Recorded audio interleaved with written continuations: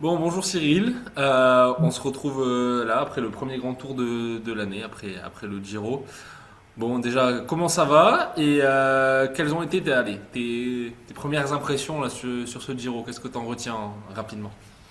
Eh bien, dans un premier temps, ça va. Je suis en pleine forme. Je sors d'une course junior, le trophée Centre Morbihan, qui a d'ailleurs vu un très beau vainqueur avec Lancelot Gaillan, dont on entendra reparler dans peu de temps. Ce Tour d'Italie, j'étais pas, si on se rappelle la dernière fois que je suis intervenu.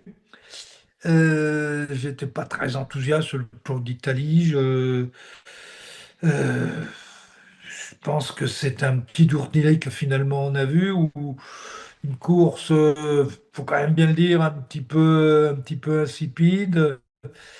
Il n'y a eu aucune émotion sur ce Tour d'Italie. Pour ceux qui ont pu le regarder, parce que dans la mesure où il n'était pas sur les chaînes de télévision françaises, je pense que beaucoup de Français ne savaient peut-être même pas que le Giro existait.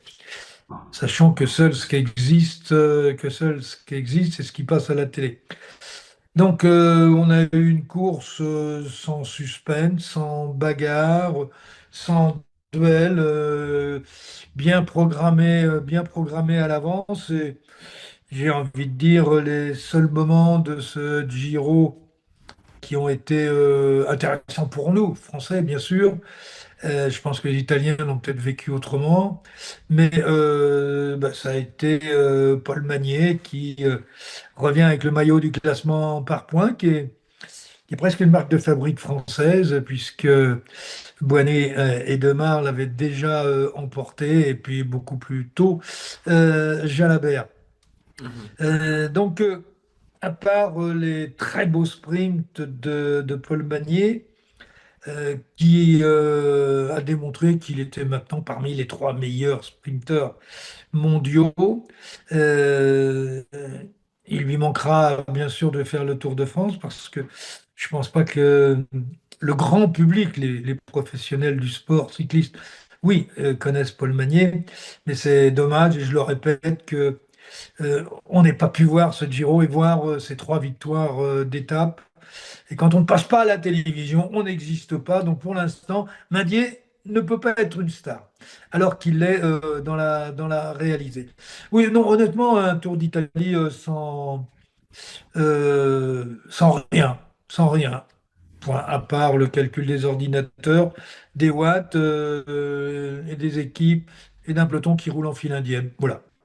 Mhm. Et puis un Vingegaard qui a programmé ses charges de travail en disant ben, aujourd'hui je vais faire 20 minutes dans la montée du col, demain peut-être j'ai besoin de 35 minutes. Le seul moment où on a dit qu'il pouvait peut-être se passer quelque chose, c'est contre la montre, le jour où Vingegaard n'a pas été très très bien. Voilà. Ben, moi j'ai rien d'autre à dire sur le Tour d'Italie, Titouan. Toi, si toi tu as quelque chose d'autre à dire, Oh, n'hésite pas. on va creuser un peu quand même. Allez. Genre, je vois que tu as envie de parler de Paul Magnier, on va parler un peu de Paul Magnier quand même. T'as dit pour l'instant, Paul Magnier, oui, puis tu- Mathis Rondel aussi, Oui, qui fait un beau tour, oui. À son niveau, qui fait un bon tour. oui, Mathis Rondel 11e, on le rappelle, du classement général. Paul Magnier, du coup, oui, 3 étapes, le maillot cyclamen. T'as dit, oui, que tu le vois, selon toi, parmi déjà les 3 meilleurs sprinteurs mondiaux, c'est ça? Oui, Dans oui, les avec hiérarchies si mondiales, tu penses qu'il est déjà au niveau, par exemple, de son coéquipier Tim Merlier? enfin, pour moi, actuellement, les trois meilleurs, enfin, les trois, on pourrait parler des cinq meilleurs, mais bon, il y a Tim Merlier, il y a Milan, qui est également là. Olaf Skoy, qui revient en condition. On a pu le voir sur la Mayenne cette semaine. Donc voilà, les grands sprinters, c'est à ce niveau-là que ça se situe. Après, on va dire c'est deuxième rideau. C'est comme pour le classement général. Vous avez Pogačar, Vingegaard, puis vous avez les autres. Ouais. Voilà, on est un petit peu dans la même chose. Oui. Non, non, vraiment, vraiment, Paul Magnier, c'est du top top, et ça nous fait du bien dans dans une discipline, les arrivées au sprint, pour lequel les Français ne sont pas les plus performants. Ouais. Mais moi, je l'ai beaucoup aimé sur ce Giro. Ok. Bah, un petit mot également quand même sur Vingegaard, on l'a vu quand même, comme tu l'as dit, assez en gestion, sans voilà, il finit avec plus de 5 minutes d'avance sur son dauphin Félix Gall. On a senti un Vingegaard qui parfois quand même un peu plus dans ses réserves, mais souvent en gestion, qui a été aussi un peu malade en début de deuxième semaine, ce qui pourrait expliquer peut-être sa contre-performance au contre-la-montre. Sinon, quel bilan pour lui et surtout quel bilan avant le tour, puisqu'on sait que ça arrive dans maintenant un peu moins de 5 semaines. Qu'est-ce que tu penses autour de tout ça? Ben, dans la mesure où il n'y avait pas d'opposition, on ne peut pas savoir si les, les accélérations, parce que c'était même pas des attaques, il accélérait, il s'en allait, personne ne bougeait derrière. Bon, Gall, il a fait sa course pour faire deuxième. Et c'est le seul intérêt qu'il y a eu dans ce Tour d'Italie. En gestion, oui, dis-toi, tu as raison, il était en gestion. Il était à l'entraînement, en fait. Et d'ailleurs, on peut voir dans les quelques euh, analyses qu'il fait de sa propre course, euh, il était effectivement en préparation pour le Tour de France. Ça devient dommage maintenant quand on fait un grand tour et qu'on est à l'entraînement. Euh, c'est c'est quand même extraordinaire. Mais c'est le vélo d'aujourd'hui, hein. Prenons-le comme il est. Mais on ne peut pas faire. Enfin, je ne peux pas dire que j'ai pris du plaisir à regarder le Tour d'Italie. Mhm. Je ne peux pas dire qu'à un moment donné, en dehors des arrivées au sprint dont on a parlé, où j'ai eu un petit frisson, une petite émotion, non, rien. Tout était froid. Tout était insipide. Seule chose, ben, qu'est-ce que ça va donner pour le Tour de France? Alors peut-être que Vingegaard sera plus fort cette année sur le Tour qu'il ne l'était les années précédentes. Rappelons qu'il a quand même eu, qu'il avait eu en 2024 une grave chute, T'y qu'il crois avait quand ça? même.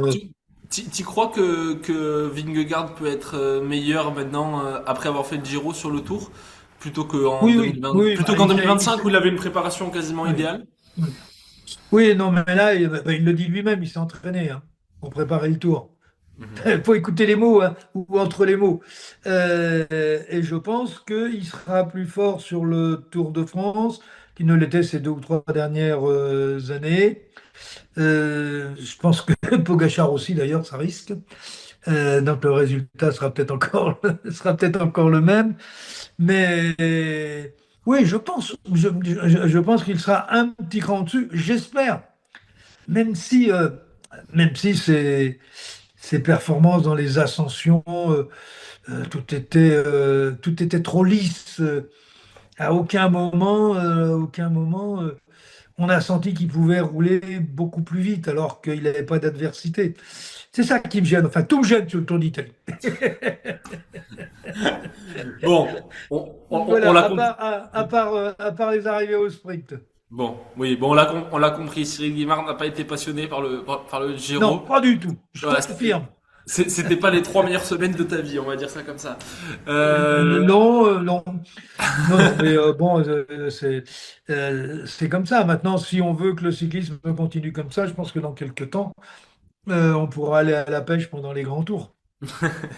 Bon, il y a une autre course qui arrive, c'est pas un grand tour, mais par contre, on a un autre concurrent, on va dire, au moins au podium du Tour de France qui sera présent, avec le Critérium du Dauphiné, désormais appelé Tour Auvergne-Rhône-Alpes, où on aura un certain Paul Sexas, qui, bon, on l'a vu, il était en altitude en Sierra Nevada, puis il a été faire quelques reconnaissances dans les Pyrénées. Et là, le premier gros point de passage dans sa préparation pour le Tour, donc le Tour Auvergne-Rhône-Alpes. Qu'est-ce que tu attends de lui et est-ce que tu attends voilà, une grande victoire de Paul Sexas? Titouan, j'attends rien de lui. C'est pas moi qui fais, c'est pas moi qui fais son salaire. Bon, qu'est-ce que Non, Dominique Serriès attend de ce lui? que j'attends, puisqu'on vient de parler du Giro, c'est qu'on ait un beau spectacle, Hmm. qu'on ait une vraie course. avec Sexas, avec Ayuso, avec Del Toro. Il y aura d'ailleurs plus de concurrence sur le Dauphiné qu'il y en avait sur le Giro. Qu'on ait une belle course, qu'on ait de la castagne. La seule chose que je crains, j'ai regardé le parcours de ce ex-Dauphiné libéré, et je me demande ce que Cocard a aimé faire sur cette course. On a que des arrivées au sommet ou 5 cols tous les jours. Ah, Et il y un a, contre la, je et crois, un contre la montre par équipe. si je dis pas Bon, de il y a bêtises, une étape peut-être pour les ouais, il y a sprints. une ou deux étapes, les étapes de mercredi et de jeudi, qui sont difficiles mais pourraient arriver au sprint. Voilà. Pourrait. Ouais, c'est pour Est-ce ça qu'il qu'on a aussi pourrait? normalement du Van Aert, du quelques coureurs comme ça, qui en étapes difficiles mais qui peuvent arriver au sprint. Voilà. Bon. Oui, mais je trouve qu'on exagère là, au niveau des difficultés, parce que sur 8 jours de course, je pense que l'équilibre n'est pas très bon. Mais on peut avoir une course très animée, compte tenu de la montagne et de la qualité de certains des champions qui sont au départ. On a parlé de Del Toro Almeida, l'équipe UAE. On a Ayuso, dont on ne sait pas où il se situe actuellement avec l'équipe Lidl. On a Kevin Vauquelin aussi qu'on pourra observer. Voilà à peu près les Jorgensen coureurs que aussi qui a l'on annoncé risque finalement sa de voir. présence. Bon, voilà. Comment? Matteo Jorgensen aussi qui sera présent. Normalement, on sait qu'il est toujours solide sur des courses d'une semaine. Bon, voilà. Il y a Oui, pas, alors, il y a pas de, on va dire qu'il n'y a pas d'extraterrestre contre Texas, mais il y a tout ce qu'il y a en dessous, il y a quand même une belle concurrence et voilà. Mais est-ce que t'attends pas quand même que Texas, si on l'attend, on va dire sur le podium, voire essayer de titiller Pogacar sur le tour, est-ce que t'attends pas justement à ce qu'il marche un peu sur la concurrence? bah, il va marcher de toute façon. En plus, il est à la maison. Il connaît la plupart des routes sur lesquelles il va évoluer. Il aura à cœur de briller. Moi, je pense que la course va tourner autour de lui, ça c'est évident. Il aura avec lui un autre coureur qui est aussi très très fort, dont on parle beaucoup moins, mais qui est Léo Visio, qui pourra l'accompagner et le seconder éventuellement sur ces routes du Dauphiné. Moi, je vais surtout observer. Donc, parce qu'en fonction de son comportement, en fonction de l'opposition, on aura une première, une première photographie de ce que cela pourra donner sur le tour. Mais je pense que il aurait quand même intérêt à être assez prudent sur cette épreuve. Comme je disais, il y a trop de difficultés. Mais souvent, quand il y a trop de difficultés, la course est neutralisée sur un grand nombre de cols. Donc, on aura surtout des explications dans les arrivées au sommet. Il faudrait dire quand même aux organisateurs que plus vous mettez de difficultés, moins il y a de bagarres. Donc, quand vous mettez 5 cols dès le premier jour, bon, parce que c'est quand même ça, 5 cols dès le premier jour. Donc déjà, peut-être que la course sera finie. Oui, Sera finie. oui. Ce Euh, dimanche soir, il y a possibilité ah ben, que la tout course peut soit être terminée. fini, hein. Je suis désolé, mais vous avez le col du Rousset, 8 km à 7,6 peu de temps avant l'arrivée, et vous en avez 5 autres le reste de la journée. Ouais. Mhm. Oui, non, mais bon, je ne sais pas ce qu'on cherche au travers de tout cela. Moi, vraiment, honnêtement, ce parcours m'ennuie par le cumul de tous les cols qu'on a mis tous les jours. Et c'est le Tour Auvergne-Rhône-Alpes, hein. Il y a le mot Alpes dedans, donc on est dans les Alpes. Et donc il y a des cols tous les jours. Oui, mais alors, regardez, vous allez en Belgique, il y a des pavés, on roule pas que sur les pavés, on roule aussi sur du macadam. C'est vrai. Voilà. Bon, alors je suis peut-être un peu chafouin, on va dire, Oui, oui. par C'est c'est- rapport c'est- c'est le au Tour Giro, et le d'Italie. Giro, il t'a pas mis dans de bonnes Et dispositions, il là, le m'a, il m'a Giro. pas mis de bonne humeur, non. Mais Oui. je crois que je suis pas le seul, hein, mais j'ai eu l'occasion d'échanger avec avec des gens même importants du cyclisme, amateurs et professionnels, le Giro, ça leur est passé au-dessus Oui. des oreilles, hein. Euh, Ensuite, là, maintenant, on arrive sur le Dauphiné. Ah bah ça va être bien parce qu'on va avoir des belles images, on va voir des cols, des vallées. Mais la course, je ne sais pas comment. Attendez, au bout de 3 jours, après le contre-la-montre par équipe, qui va rester dans le classement, quoi? Mhm. Plus Car le grand monde. troisième jour, vous avez un contre-la-montre par équipe. Plus grand monde sans doute, ouais. En parlant d'équipe, là, ça me fait penser, il y a quelques jours là sur Cyclisme Actu, on a proposé à nos lecteurs un petit papier sur quelle équipe la formation Decathlon devrait mettre sur le Tour de France autour de Paul Sexas, avec plusieurs, on va dire, problèmes ou non, avec la présence d'Olaf Koy, la présence peut-être de Tige Benoît. Euh, Toi, juste sur ça, rapidement, est-ce que tu penses que l'équipe Decathlon devrait se concentrer 100% sur Paul Sexas, ou tu trouves pas ça dérangeant qu'il y ait par exemple Olaf Koy qui soit quand même présent sur le tour avec peut-être un ou deux mecs pour le lancer? Alors là, c'est des choix qui appartiennent bien sûr au staff.